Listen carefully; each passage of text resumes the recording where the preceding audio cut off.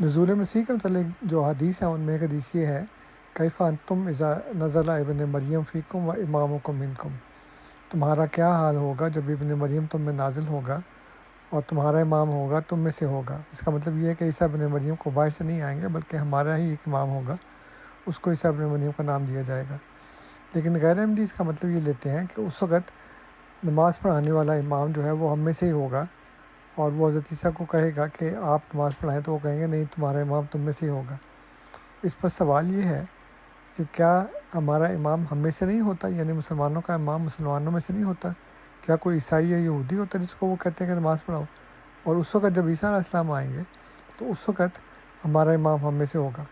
یہ ایسی بے تکی بات ہے کہ اس کو ہر معمولی عقل والا بھی سمجھ سکتا ہے۔ تو غیر احمدی سے سوال ہے کہ یہ بتائیں کہ کیا پہلے ہمارا امام ہم میں سے نہیں ہوتا جو اس وقت ہمارا امام ہم میں سے ہوگا؟